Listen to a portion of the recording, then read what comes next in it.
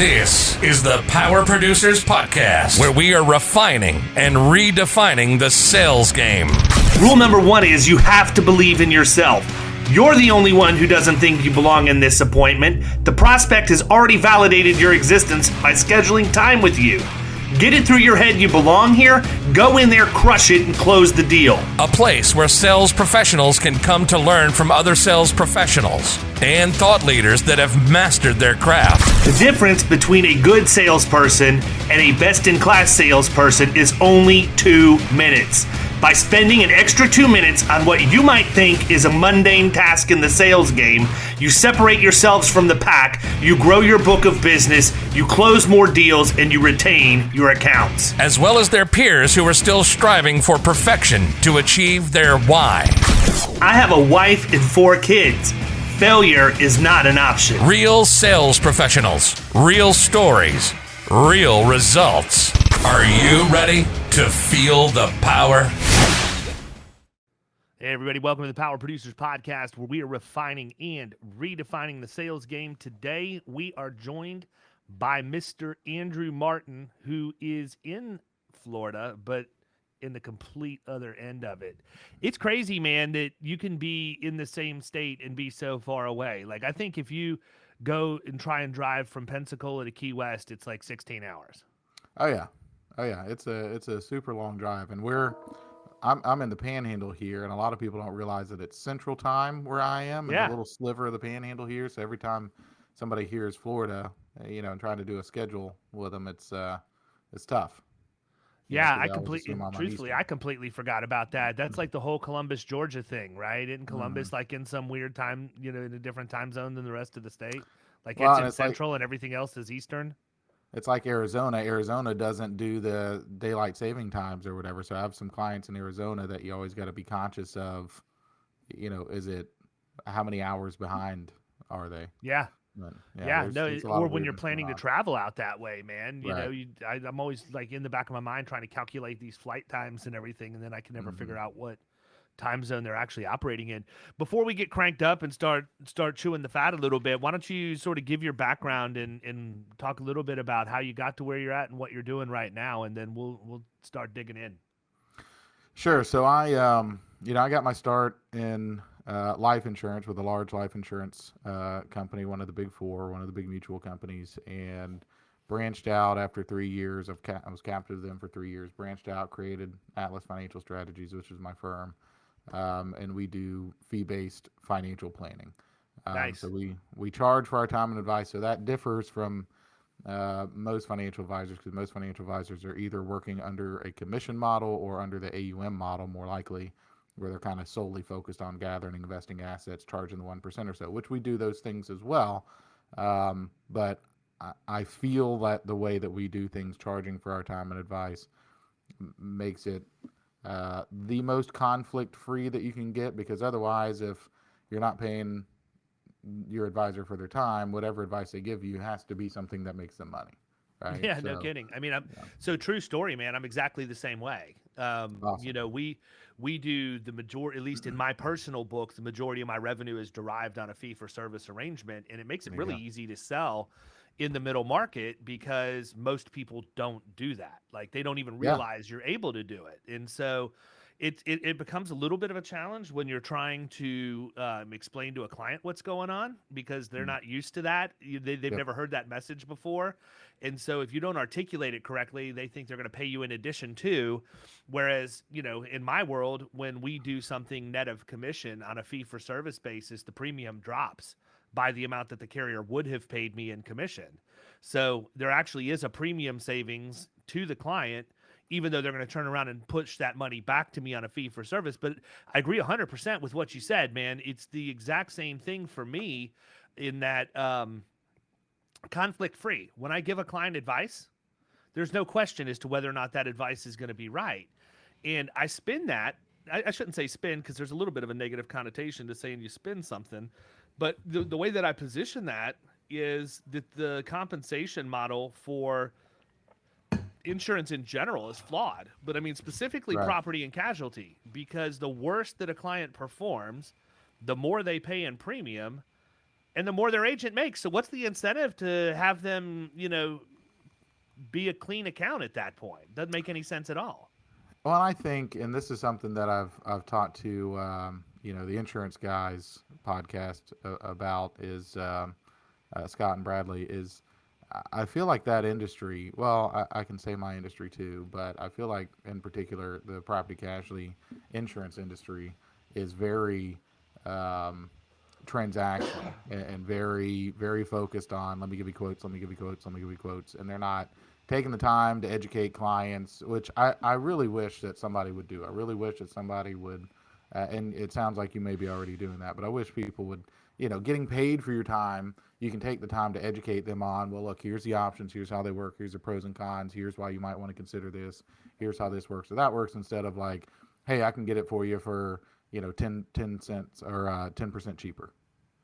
Yeah, no, agreed. And, the other thing that it allows me is a little bit of flexibility for a variety of reasons. The first one is that I can engage with that client at any time during the life cycle of their property and casualty account. I don't have to wait for renewal. If I can go in and uncover there's some pain points and I have the ability to help get those fixed, then I can immediately jump on that, knowing that I can bill them for my time to fix that. Okay. Mm-hmm. And I don't have to wait to place the insurance coverage in order to get paid. Now, my client might or prospect may give me a little pushback, but then I can just explain to them that it's all going to come out in the wash, because when we do handle the renewal, we're going to net the commissions out and they'll experience the savings at that point. Another way that we're able to do that is if we're doing an audit for them. If we're going back and reviewing old audits to look for found money, or we're doing an audit of the workers' comp experience mod, and we're able to go file an aggravated inequity with NCCI and recover money that way, we negotiate up front that we'll just split that money with them 50-50. So if I can get that, it'll at least pay until we get into the insurance portion of the discussion. The other thing that I do that has really been the best for both parties involved, us and the prospect, is I offer them two different options when I put them on a fee-based relationship. It's not just, hey, you're going to pay me X number of dollars per year. I'm going to give them, let's just say for easy math purposes, that I've got an account that I would charge a $50,000 fee to. Well, another way for me to make that more attractive for them is to offer them the $50,000 flat fee guaranteed, or do a $40,000 fee. And then for every $100,000 I reduce their total cost of risk, or whatever predetermined metrics that we put in place, I bonus at $10,000 per 100, and I'll cap it at 25. So their worst case scenario is I get paid $65,000, they saved $250,000. And what's funny is every single time in year one, everybody wants that gain share, because they're like, oh man, this guy's all about having skin in the game. There's no way he's not going to save me money and do everything he says he's going to do. Then when we deliver and that bonus hits, they want to go back to the flat fee, because they don't want to pay extra money, which is perfectly fine with me, because in many cases I'm not going to be able to reduce their costs that much more in year two, because we're hitting all the low-hanging fruit in year one. Right. But it completely flips everything on its head. Right. The biggest issue with the insurance industry and compensation is that we all complain that we want to be treated like attorneys and accountants, but when it comes down to getting paid by the hour and explaining that, as opposed to just taking commissions that are embedded in products, nobody wants to have that conversation. So if you want to be treated like a professional, bill like a professional and conduct yourself that way. Yeah, no, you're absolutely right, and as you mentioned, it is hard. It's a hard mental hurdle for clients to overcome when they're so used to. I still get a lot of people that will come in my office, and they'll come in with their, with their statements and stuff, and be like, oh well, here's what my other guy has been doing for me. Can you do better? Or they'll ask, what kind of return can you get and stuff like that. I'm like, that's not the right the best. way. Not your guy. I'm not your guy. Right. Because if I wanted, not that guy, pal. Right. No. If I wanted to, I could go back and show them, hindsight being what it is. Oh, well, we would have done this portfolio that would have gotten you this over the last 10 years. Right. But, nobody can do that moving forward. Yeah. Everybody has all the answers after the results are out. Right. Right. And people are just so still, I think, used to working with advisors in a transactional nature where, like, oh, you just manage my money for me, or I'll come to you when I have money. I'm like, no, it's managing the money before you have money. That is honestly the cash flow management, finding the most efficient utilization of your income and of your of your extra money, let's say, not just, obviously you want to get a high return on your investment as you can, but still, I think both of our industries have to push towards getting out of that transactional nature. And I will say, before I made that transition into fee-based and charging for our time and advice, I lost what would have been, several good clients because I didn't charge. Because the people with money want to pay their advisor or their person they're working with for their time and advice to feel like they're getting that unbiased advice. And I think for your industry, I think there's a even smaller percentage of people who do what you do as opposed to do what I do. I still think there's a very small percentage that do what I do in my industry, but and I think the people that are probably, correct me if I'm wrong, David, probably easier and more fun to work with and give you less kickback and all that are the people who are paying for your time and advice, as opposed to the tire kickers who just want, like, hey, I just want a quote. Yeah, and I mean, they'll test the boundaries. They're no different than your kids half the time. I mean, I hate to Sure. say that, but I mean, when you bring a new prospect into the mix, there's a period of time where they need to learn what it's like to work with you and what the expectations are going to be. But I've always got that fallback position. I had a client that had a $20 million a year company that I said needed to go ahead and buy cyber coverage this year. And this is going back a couple of years. I recommended cyber. They needed to have it. It's a service contractor. The guy couldn't understand it. And I finally looked at him. I'm like, you do understand I have no benefit whatsoever in recommending that you purchase this. Yeah. I'm on a fee with you. You're paying me for my advice. And now you're telling me you don't want to take my advice. So what are you Right. really paying for here? I mean, Yeah. and that's sometimes you have to push back a little bit that way, but I've got a good backbone on me. I don't have a problem pushing back, but at the same time, it's a completely different approach. The reason I do that is because that's the way that business is done at the national account level. If you're working for one of the alphabet houses, you're not taking commission. You're on a fee arrangement for the property and casualty. And that plays really well in the middle market and upper middle market. The difference is I'm below the radar of the alphabet houses where I fly. And so I tell people all the time, I'm above the competency of the local agent, but I'm below the radar of the national players. And that's the area where I've had the most success over the course of my career.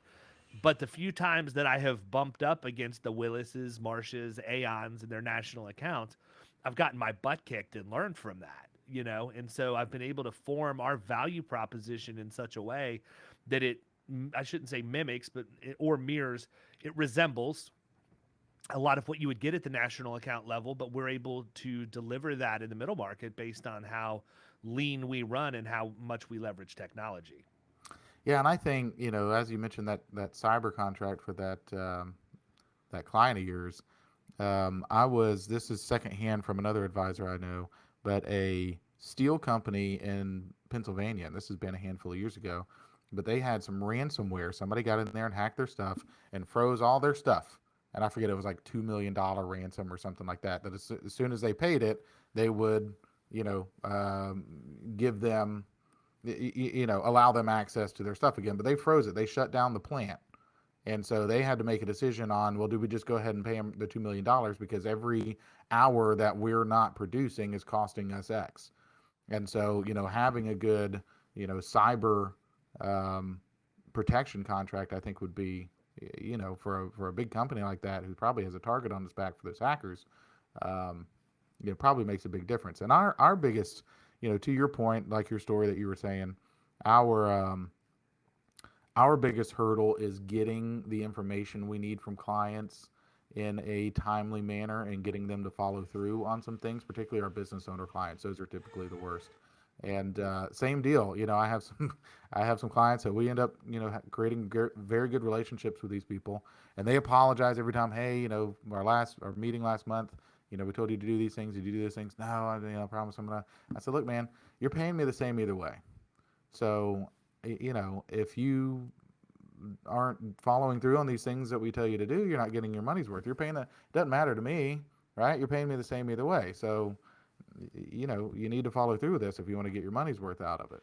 You know, What so do you like you think were the saying, reason other is that you're not getting that info when you request it, or not getting all of it, or it comes in waves or whatever?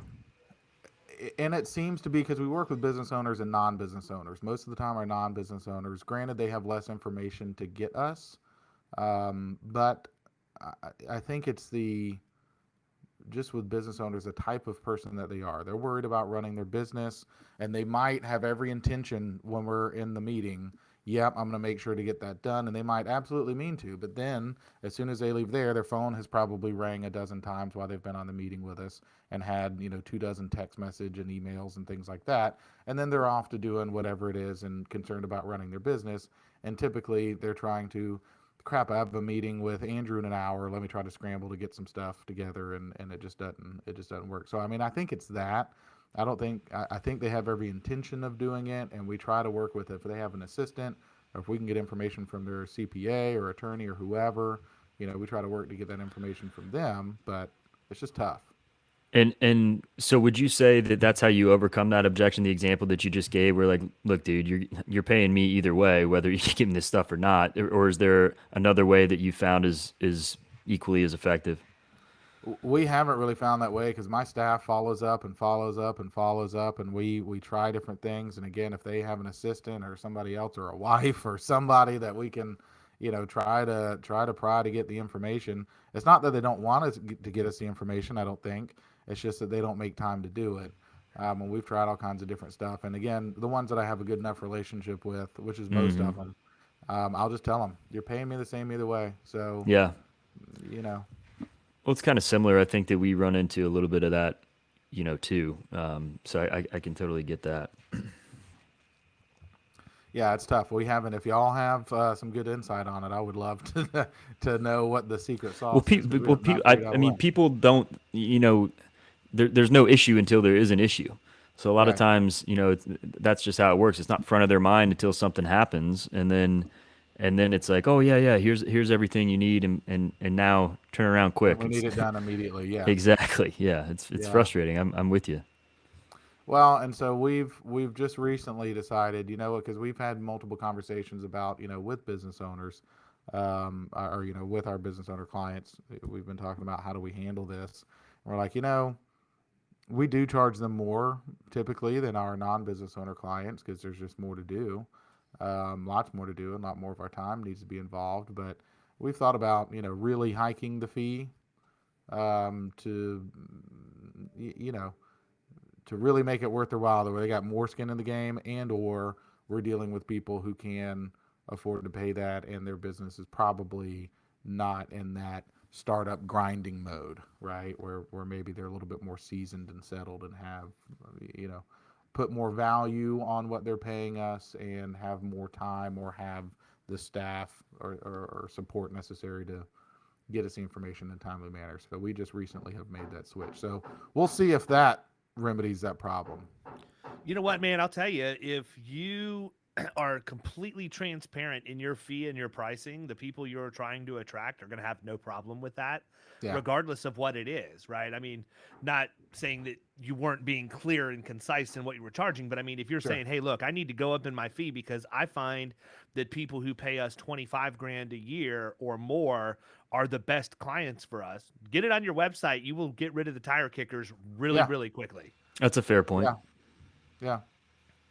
Yeah, Yeah, I can tell you that in my life, the majority of my time is explaining why things cost what they do.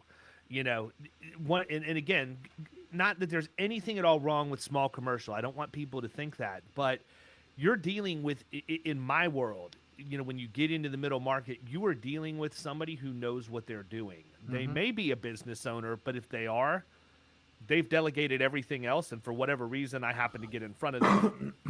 Most of the time, it's a controller or a CFO whose primary function is to handle the financial end of the business, including insurance and risk management. And it's not their first rodeo. Right. Right. The biggest thing that we run into is overcoming the stigma of what our industry has created, the 60 to 90 days before renewal. Let me see your deck pages. Let me get you a quick quote. Let me see if I can save you a few dollars. Yep. And so, I don't ever say no to a first meeting if it gets to a point where I can get a first meeting. A lot of my peers, I've seen this back and forth in online forums, would say, oh, that'd just be a waste of time. They're a price shopper. I don't think everybody is a price shopper. I really don't. I think that our industry, I can't speak for the segment of financial services that you're in per se, but in the commercial P&C realm, the reason people shop the way they do is because we're the ones who taught them how to buy that way. You know, it's the insurance agents that are going out and hammering them. Yeah. Well, it's that, and a lot of it too is all these commercials for Geico and Progressive and everything they see on TV. Even though that's not what we're doing at Florida Risk, that's the general perception that people have because they see all these ads, talking about saving them money in 15 minutes or less or whatever the shtick is for each given carrier. And I think that creates some, I mean, I've even said that because people like reach out wanting, quotes for me and are hounding me. And they like literally I'll get something in the morning and they're following up at me in the afternoon. I'm like, hang on. I think I need to clear some things up here. This isn't, I think Geico has done a disservice to everybody. This isn't 15 minutes or less. Like, this is your business. We need to make sure we get things written correctly. It's not a personal auto deal that we're working on here. So it goes out to the market. I need this information. I have to make sure it's underwritten correctly and that I'm able to tell the right story to them. And I think that widely the perception is not that.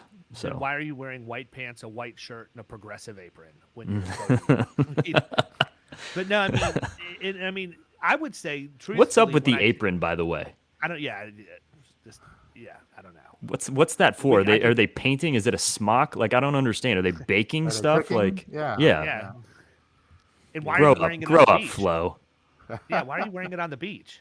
Is the other thing. Like, Yeah. I don't get it. But I mean, I would say truthfully, in those first appointments that I've taken over the last 20 years where people appear to be a price buyer, if I'm listening to the cues they give me, like, yeah, sure, you want to come in and bid it, or yeah, you can give me a quote if you want, those things that would typically throw a deal out. I'm not going to say that it's been an overwhelming majority, but I would say probably 35 to 45% of the time I'm successful in converting those people over and changing the way they think by just simply walking in and explaining total cost of risk, right? Because this, man.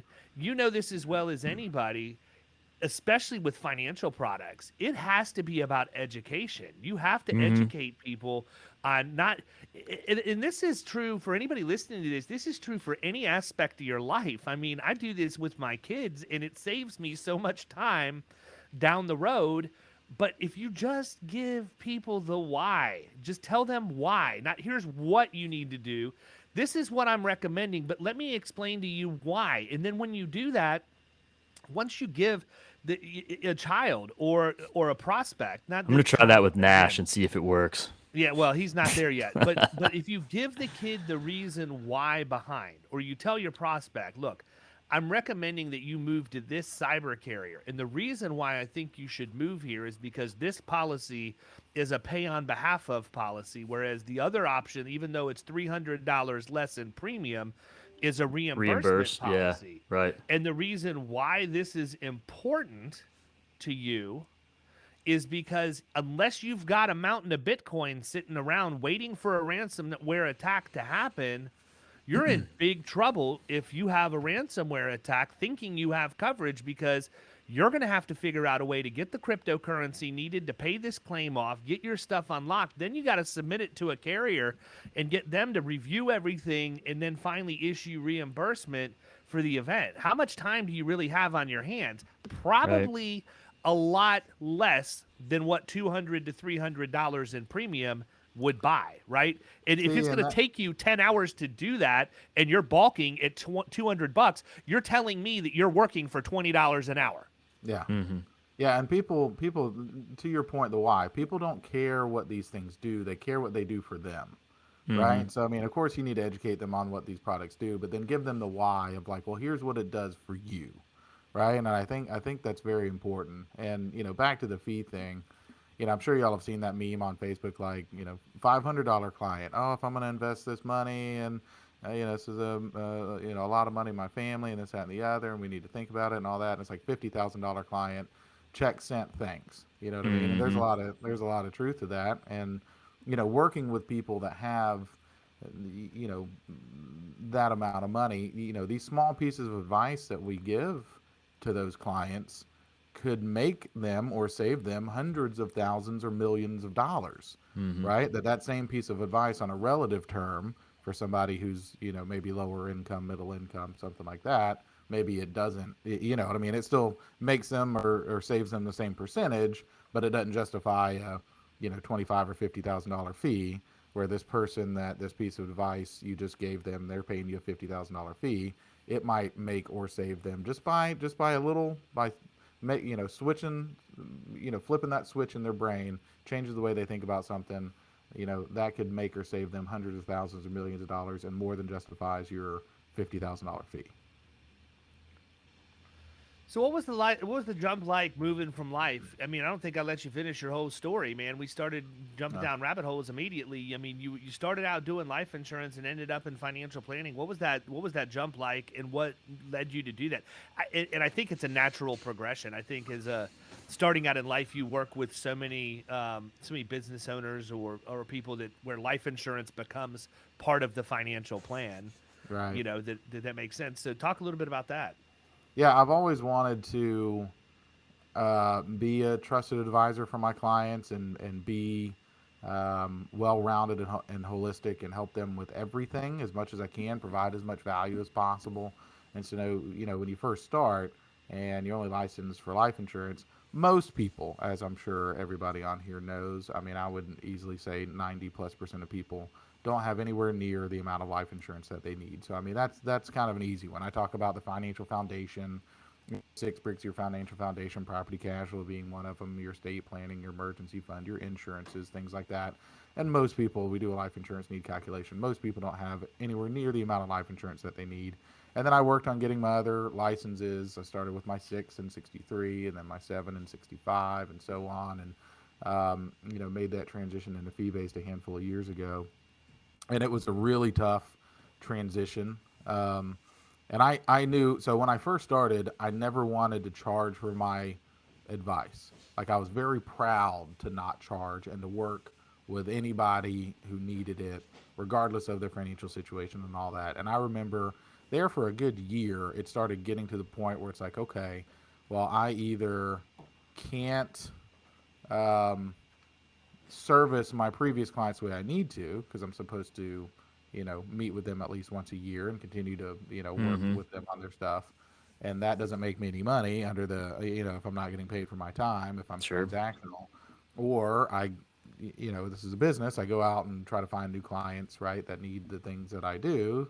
And then I feel like I'm neglecting my previous clients who I felt like I made promises to. And I remember specifically kind of the straw that broke the camel's back. I had a client come in, young single mom, you know, has always been a waitress and stuff. And so, you know, we got a little bit of life insurance, some term life on her, you know, earlier on, a couple of years, you know, previous to this.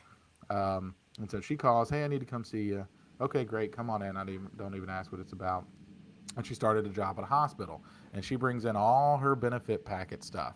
And she's like, I don't know what any of this is. Can you help me? 401k and benefit package and all that stuff. And so I spent the next hour and a half going through that with her and helping her with it. But I was like, I have to start charging for my time. Like, that's the only way that I can, that this is going to work. And I made that transition, and it was really hard. It was really hard that year that I made that transition. I made $100,000 less than what I made the year before. So I took $100,000. So what caused that, or, you know, what was the deal there where it made it so much harder, and it was a totally different scenario for you? It was just totally different than the way I felt like I was almost starting over, right? As far as learning a totally different process, totally different cycle with clients, totally different conversation up front and like value proposition and explaining to them, you know, like, hey, I charge now and here's how that works. And it was new. I literally felt like I was starting over and learning everything. I mean, obviously product knowledge and investment knowledge and economic, and you know, I wasn't starting over there, but as far as like how to run my practice. Yeah. How did people take it? Like when you're like, hey, here's the new deal. And, you know, I'm sure that there was a little bit of pushback from some people, and that was, what I was going to ask you also was what type of objections you're getting, but I have a feeling you're probably going to answer that right here. Yeah, and I started with, there were some clients who were really good clients who I felt like would be good financial planning clients that would pay. And so I had a kind of a short list there and reached out to them, and I kind of offered them like an introductory, like, hey, our minimum is usually this, but for y'all, this year it'll be this. And some of the ones that I really thought would jump at the chance said Yeah. no. Some of the ones that I Interesting. really didn't think did. But there really were only a handful of like previous clients that ended up becoming, financial planning clients. And Interesting. it kind of again was starting new to where, and it was hard because I've been working with them for free for years and Right. providing what I think is a lot of value. And that's something, I mean, you've got to charge for something like that. It'd be ridiculous not to. It'd be like people going to the doctor and not having to pay anything to get a checkup or Right. something. It's so people should really kind of expect that. So that part's interesting.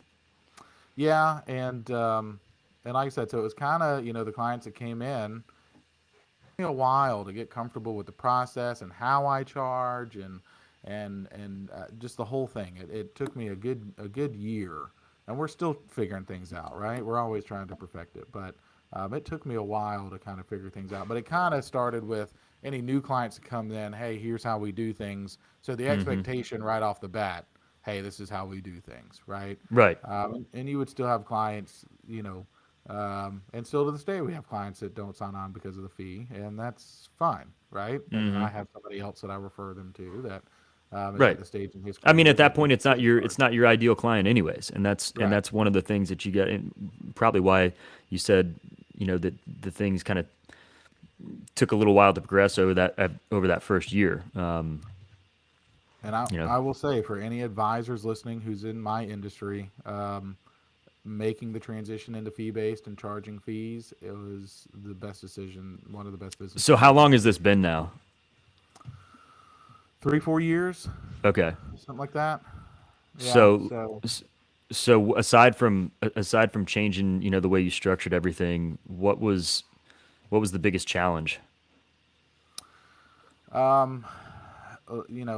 learning the processes and stuff, because when you charge fee, you have to every company's compliance is different and everything, but you have to produce deliverables and you have to do certain things that you didn't have to do before, and all those things. And I have two very good staff people that and that's another key too for most people that are listening. Having good staff, I know it seems like an expense, and so before I hired my first assistant, I was told that you can't afford an assistant until you have an assistant. The assistant allows you to afford the assistant, right? Sure. Um, and there was a guy, so just to go off of the Insurance Guys podcast, not to give them a plug, but I was You can on. plug them all day, man. I'm Those good. guys I'm are good those by guys are the Scott Brown. worst. So time out really quick, man. You probably didn't hear this, Kyle. I did, only because it involved Protege, but I listened to the episode with Justin Sloan where they were lobbying for votes right at the end before I didn't hear we that shut one. off the No. voting. They literally put it out the same day. And, I'll go on record and say Derek Hayden still smoked the vote with over 60% of it. But it was funny because when you listen to that episode, Scott actually called Hayden out. He Okay. called him out. He was like, I want to sell against that bitch. Not a part of him. I want the whole thing. That's funny. Those guys are So you awesome. gotta So, love Scott. oh Yep. yeah. But the first podcast I was on, I think it was like episode 85 or something like that, and I was talking about just kind of my process, and I mentioned maybe I mentioned hiring an assistant, but anyways, a gentleman called me. He heard it. He reached out to me. I talked to him, and he's been in the business for 30, 40 years. He's like 70-ish at the time. This has been a year or so ago, and he's like, I'm really trying to hit this life insurance goal that I've never hit. He's a mostly property casualty guy. He's trying to hit a life insurance goal. And so he picked my brain a little bit, and I mentioned to him, hiring an assistant. And I was like, listen, man, if there's one piece of advice I can give you that I really want you to trust me on, is to find a good assistant and hire her, pay her well.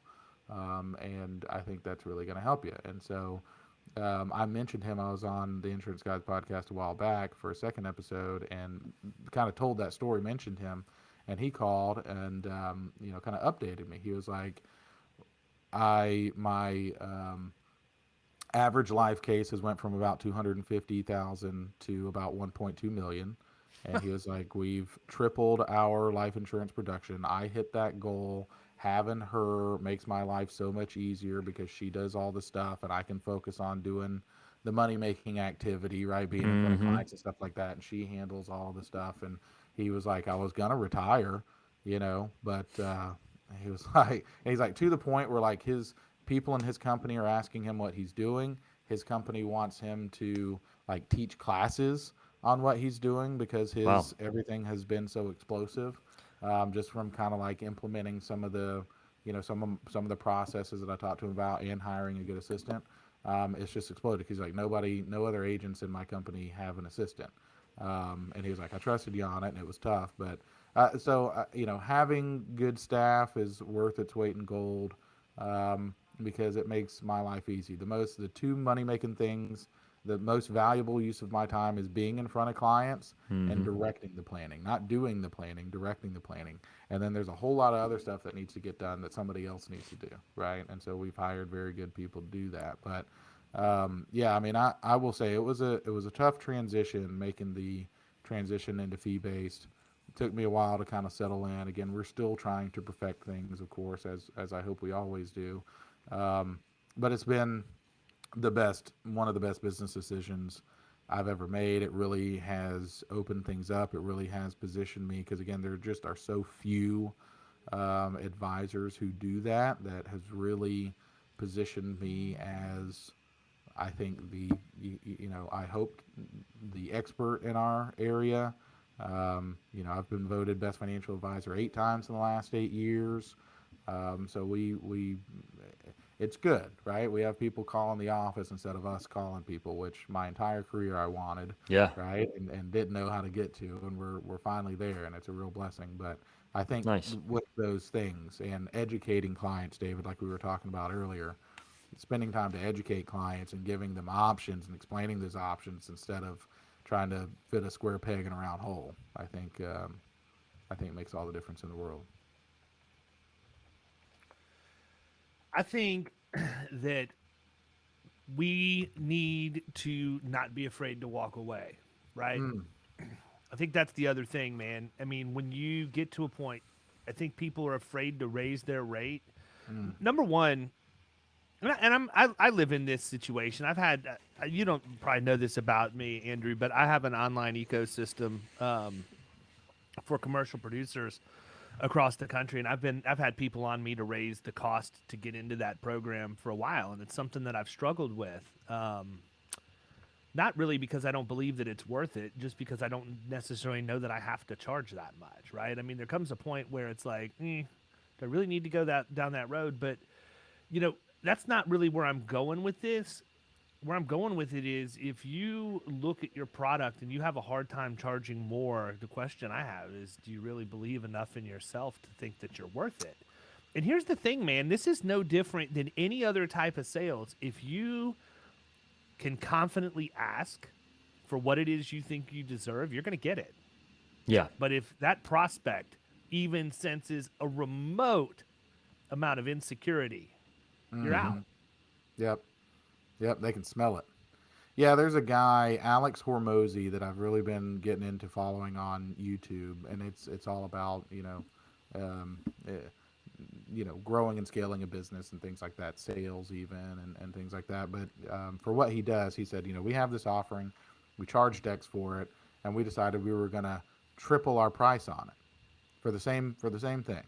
And he said a third of our clients left, but 2/3 stayed, and we're charging 3 times as much, right? So he's like, the bottom third that left were the pain in the butt guys anyways that we wanted to get rid of, and we're making more money, and we're keeping the clients who are less of a pain in the butt, right? And we've reduced the amount of ultimate people that we're dealing with, making more money, dealing with less people, less headache, because you're dealing with people who are willing to pay that and see the value in paying that. So yeah, I mean, to a certain extent, raising your prices, I think is I think is a great way to grow and a great way to get rid of some of the people that you probably want to get rid of. I think that's fair. And you can't do that when you're on a commission, That's right? it. Because you don't have That's it. control over it. Yep, So you got to deal. that's And see that was one of my things too. Sorry if I interrupted you, David. No, you're good. That was one of the an impetus to get me to start charging fees is anybody that works strictly on commission. I remember dealing with clients and spending a lot of time with them and putting together what I thought was jam up plans. Like some of them, I was like, man, this is perfect. This is going to be perfect for them. This is great. I even impressed myself a little bit on this. This is awesome. And then for whatever reason, they don't do it. And you're like, okay, well, I guess I just spent 8 or 10 hours on that for nothing, and It's such an annoying feeling, though. It's like, man, you've got something that you think is absolutely money, no yeah, holes in it. And like you said, even impress yourself. And then they're just like, nah, we're good, bro. And yeah. it's weird. Sometimes you don't even get an explanation, which is even worse. Totally compounds that frustration. Yeah, I just need closure. Just tell me. Yeah. Yeah. I'd much rather, and I've said this about any role that I've had, like I'd much rather have somebody just tell me no and why versus string me along and then end up ghosting me and me having no idea, what the deal is. Well, if you're not charging people, those people don't have any skin in the game. So you got those tire Yeah. kickers that'll come meet with you for multiple times. Okay, I just want to see what he has to say. I just want to see what he would do, and this, that, and the other. And then with some of them with really no real intention of ever doing business with you. They just are coming to, their window It's lickers and ridiculous. want to see what you have to offer, and are fine with wasting your time. Right. Right. So I mean that has been a transformative thing for me. Charging a fee, number one. If you don't like the fee, then okay, I wasted, this 30 minutes or an Exactly. hour consultation, but then we're done. Or you But pay that's the it. fee, and then if you don't take any of my recommendations, at least I got paid for my time. But most of the time, I mean, we don't get any kickback from clients, and it could be the way that we explain things. We're very thorough, and we always give options. We don't ever say like, no, you need to, this is what you need to do. It's like, well, and I'll give you a brief example. Like I don't see myself as like the type of advisor to tell people what to do with their money. It's like, well, I'm here to add some perspective and help you kind of walk through these decisions so you can make an educated decision. So we have a business owner client. He's got an SBA loan. They have like at the time $1.6 million of money in their bank account in the business account, and the SBA loan was $300,000 or $400,000 or something like that. And they wrote an email to me and CC'd the CPA. Hey, we have the SBA loan. We have enough money to pay it off. We're paying $15,000 or $20,000 a year in interest. If we paid it off, it would save us $15,000, $20,000 a year in interest and free up about $8,000 a month in cash flow. All those things. CPA writes back, yes, I absolutely think you should pay it off. My response, I didn't give them an answer. So it's 4 owners. They're all young, and they grow through acquisition. They're very aggressive, and they in their industry, they're growing through acquisition. So having that capital, there to be able to purchase another business or whatever it is that they're trying to purchase is very important. So I said, well, if you paid it off, you're going to free up $8,000 a month or so in cash flow. That's good. You're going to save yourself $15,000, $20,000 a month in interest. That's good. And then, you don't have that debt anymore. If you don't pay it off, you're going to continue to pay $8,000 a month. You're going to continue to pay that, but you have that money, you have access to that money, because if you paid it off, it would take you 3 or 4 years to recoup that money back in your bank just from that freed up cash flow. So you don't have access to that cash in the meantime, and if you come across something that a business that's worth purchasing, that money's not there to help you do that. So I'm like, you just have to understand there are consequences to both of these. Which one is better for you? Right? You keep it, you're going to pay interest, you're going to pay $8,000 a month towards it, all that, right? But now you have the capital in the bank to be able to, or you pay it off, you lose the capital, you save money, you free up cash flow, all that. So there's just consequences. So let me walk you through everything I can think of to help you make that decision. And they ultimately ended up not paying it off and keeping the money in the bank, which was good because they're starting a new franchise. But Well, yeah, because if they pay it off, then they end up needing another SBA loan. What a nightmare it is to go through that process again. And I mean, that's my thing, fellas, what's your time worth, right? I mean, I understand that you're not making a ton of money on your million plus that's in the bank. You're probably not paying an exorbitant amount to the SBA. So we can just kill the leveraging conversation for all practical purposes. The real question is, what's the opportunity cost if you don't have the ability to pull the trigger right now to make that acquisition? And if you were to have to go through this entire SBA process again, is it going to inflate the cost of your acquisition? And how many of your hours that you could be using to do more productive things are you spending to have to go through this whole SBA process again? Yep. Yeah, so I didn't even give them an answer. CPA gives them a course. So yep, here's what I would do. Sometimes my best answers are rhetorical questions. Yeah. Yeah. Well, and as a lot of CPAs, sorry if there's CPAs listening, he was even kind of a jerk about it. Like,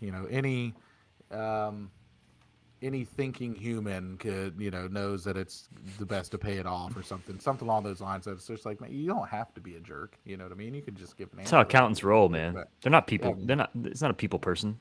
No. He's not people. Very not few people. of 'em. People. Yeah. Right. Exactly. Yeah. That's funny though. Yeah, I think the other thing, though, to your point earlier, one of the reasons why that I think that agents get abused at the point of sale or leading up to that, I mean, because there's so many times that people are used, just the prospect never had any intention of moving their business. Right. They were always going to leave it where it was, but they want to bring somebody in to, quote unquote, keep them honest.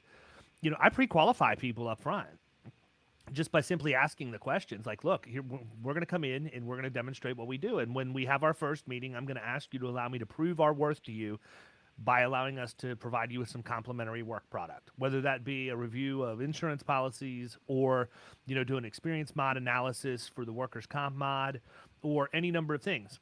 And then I carry that a step further. And then when we come back to present that, I'm going to, at that ask point, for your business. I'm going to ask you to hire me. Do you have the ability to terminate the person who represents you right now if I make a compelling argument? Right, and that is a totally fair question to ask. I mean, why would anybody be afraid to ask that, right? Right. Especially if you've gotten your rear end kicked a few times. Go lose a couple $50,000 revenue accounts and see if you're still afraid to ask that question. And that's probably what it would take for most people is actually going through that. But it's a totally fair question, and I think people probably initially are a little hesitant to be that blunt. But like you said, when you've gone through that and lose something, of that amount to somebody, and that transparency isn't there, well then. Well, here, take it a step further, because here's what happens. Let's say you do the work product, and now all of a sudden they're waffling after you've delivered the work product. You've made a compelling argument. And as I'm setting it up to close it, I'm walking them through all of those things and getting them to agree with me at every key point that I've made, culminating in, would you agree that this is a significant issue in your business? Mm-hmm. And when they say yes, then I'm just going to assume the close and say, well, then in order for us to move forward, I'm going to need to have you assign me as the agent of record on your accounts, blah, blah, blah, blah, blah. If they waffle at that point, I will definitely go back to that original conversation and say, but wait a minute, I delivered on my end of the bargain. If you recall, here's what we talked about. Here's what I told you was going to happen. I've done everything that I said I was going to do, and now it's your turn to honor your word. And if they're going to still waffle at that point, I'm thanking God that they're not my client, because they would be a nightmare the whole time. But most of the time, you don't even have to remind people because you set the table up front. They know that. If you have to remind them, that's really kind of a red flag for me. Yeah, and I think, too, a lot of agents or advisors are afraid because of a fee. And some of them might charge like a couple $100 fee or something, and they don't get on, or maybe a few thousand. But I think they're afraid of an opportunity walking away because of the fee. And I'm like, if they're going to walk away because of the fee, those aren't the right people. They're probably going to be a pain in the ass anyways, if we're being honest, right? Because I mean, I've had people that didn't become clients because of the fee, and I'm like, well, that's probably for the best, because I mean, if you don't value my advice and my time, if you aren't bought in enough, right, to pay me for it, And if you're going to be that, just that kind of person, you're probably you're probably going to roadblock me every step along the way. I'm going to have to fight you uphill this whole time, and we're not going to get anything done. And I'm going to be spinning my wheels with you, and it's going to be the hugest pain in the ass. And I'm going to wish that I wouldn't have started down this road. But then you're like, well, I'm this far. So do I give up now, or do I keep going, hoping that there's a pot of gold at the end of this rainbow? Whereas if you charge for your time, it's like, oh, I got paid for my time. So if you don't do what I say, then I can fire you as a client or whatever, but at least I got paid for my time.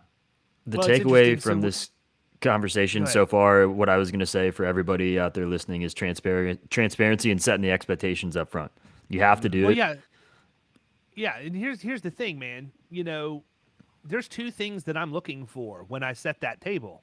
The first one is that they say, yeah, I will have no problem doing that. Okay, check mark. Mm-hmm. The second one is, are you going to give me all the stuff that I need in order to provide the work product? Because if you say, yeah, I'm willing to do that, but then it's a nightmare for me to extract the information I need to perform my work, still not gonna play well with me. So do you ask them that second part straight up, or is that kind of woven into the meeting with a bunch of other leading questions, I guess? You talking to me or Andrew? Yeah, you. Like when you're like, the second part of that was, are they going to be willing to get you the information? Is that a question that you're asking them? Just, hey, are you going to get me all the shit I need, or is it stuff that you pick up on through the meeting based on other questions that you're asking? I typically don't lay it out there. I probably should. I know Josh Gurley's really good about doing that. Like, just saying, here's what I'm going to need. I'm going to need access to you. I'm going to need access to your people. I'm going to need access to the information. I need that done in a timely fashion. And I need to know, he's got a series of 4 or 5 questions that he runs through. I typically don't. I lay the first one out there. And if they get past that and say, yeah, I'm able to do it, I'm able to fire them, I don't know that I've had an issue getting the paperwork. It was usually more along the lines of, before I would set the table that way and just go through the normal motions. Because look, I didn't have this all figured out 15 years ago. Right. It's trial and error, and you move along and progress as you grow. But since I started laying that out and just hitting it, just boom. Again, man, in any sales, if you can think of what the number one objection is, you're going to have to overcome. And in our world, the number one objection is, but I've had the same agent forever, or the agent's my brother-in-law, or whatever else. It's never really the coverage. It's never really the price. It's usually going to be the relationship. And if you can just hit that right between the eyes from the very beginning, and I think the other piece of it that's too a good is point. you probably should have a little bit attached to it, saying, listen, if you're not willing to, in the reason, or just explain, listen, the reason why I ask this is because I know you're busy and I know that I'm busy, and my time is extremely valuable, just like yours is. I don't want to waste your time, and I definitely don't want to waste mine if we're just doing this for practice, because I've had plenty of practice over the last 2 decades. Mm-hmm. And put that value on your time, because people don't value what your time is worth. It's not worth anything to them. Right. Yeah, I hate to quote the Joker, but he says, never, if you're good at something, never do it for free. Right?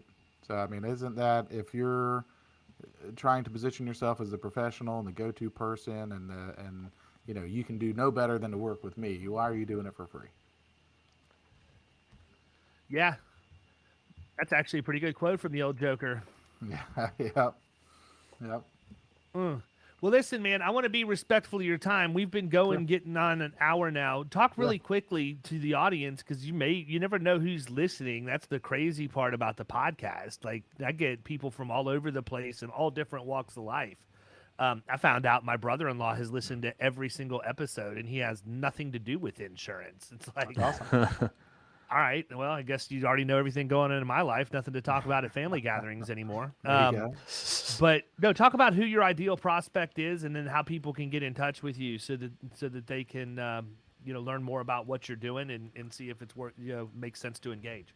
Yeah, our website is atlasfinancialstrategies.com. You can view our financial planning team on there. We have educational content on there, all of that. Our ideal client, again, we don't have, I don't niche per se. We work with everything from young professionals who don't have a lot of wealth yet, who have young professional problems, to people who have a lot of money, to people who run multi-million dollar businesses, worth tens of millions of dollars. So I don't know if we have what I would call an ideal client. It's how it is. It's people that are easy to work with and we get along with and enjoy working with, right? If they want our help and are willing to pay for it and, willing to go through the process with us and trust the process, I just enjoy the feeling of helping people. But yeah, like I said, on our website, you can view our educational content. We have a blog. We have downloadable PDFs about various things that you can go on there. And if you find something useful, you can download it and save it. And like I said, you can view us and our financial planning team and all of that. Cool. Sounds good. Well, listen, man, I appreciate you spending some time with us. It's refreshing to hear about other people who were using fee-based services as opposed to the sale of a product to make their income. So I really appreciate you spending the time out, and kudos to Scott Howell for connecting us. Feel like you dropped some good info for our audience today. For sure. Yeah, good. Yeah, Good yeah. And deal. if anybody listening has questions, or like that gentleman that I referenced that was in the insurance business and just wanted to talk to me about and pick my brain a little bit, I'm happy to do that, right? If I could, anybody listening, if they said something that they want to talk more to me about that maybe could help their practice, I'm happy to take some time to talk to them. Good deal. Thanks again for coming on. We're going to wrap up this episode. People, if you have not already done so, please go to iTunes, Spotify, wherever you listen to us. Give us a nice little like, podcast. subscribe it up, maybe throw us a little review.